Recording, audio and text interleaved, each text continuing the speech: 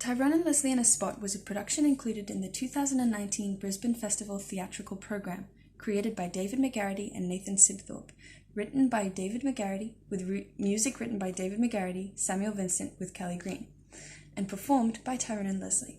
Tyrone and Leslie are a musical performance duo of two fictional characters, Tyrone on the ukulele and vocals, and Leslie on the double bass. The show consists of a concert put on by Tyrone and Leslie, singing many of the songs that they've performed in the past, including There Is Nothing Here, Bear With Me, and I'm Going to Dream. In the next few minutes, I will examine how Tyrone and Leslie in a Spot, hereon referred to as the production, displays traits of post-dramatic theatre. A large part of how the production displays the post-dramatic trait of inauthenticity lies in its premise and its performers.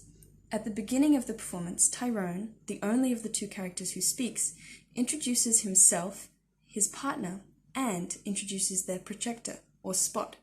Here, Tyrone and Leslie are exposed as artificers of character, without pretense. The two performers are fictionalized characters, and the performance takes place under the conceit of their concert. However, the work certainly presents an open, complex, and challenging image rather than a closed fictional illusion. The set is bare and plain. Their cartoonish appearance as a duo is decidedly unreal. They are fictionalized characters or personas who perform a concert for the audience. Leslie has only the bare bones of those devices by which characters of dramatic theatre implore and persuade the viewer to invest and believe in their dramatic existence, a name, a costume, and his presence. The audience undertakes a sort of self-enrollment into this fictional performance as they enroll themselves as attendees of a Tyrone and Leslie concert. The role of the audience is important and to some degree active.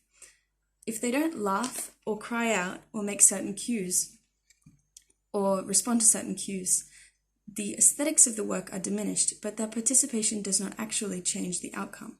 There are moments of explicit call-out for the audience to clap or snap along or to sing along.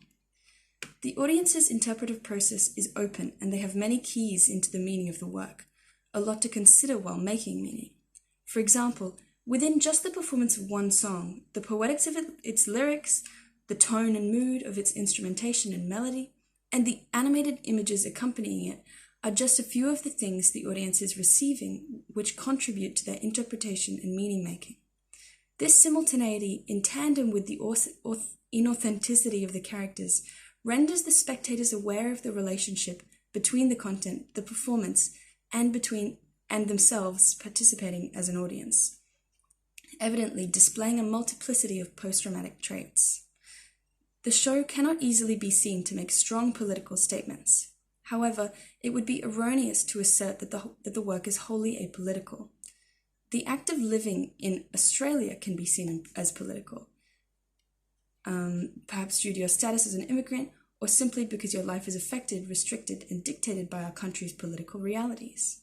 The social and cultural statements made by the show could be described as responding to a political zeitgeist of anxiety, fear, and outrage. Themes of nostalgia, uncertainty, loneliness, togetherness, curiosity, and fear certainly relate to the issues facing many alive in Australia today.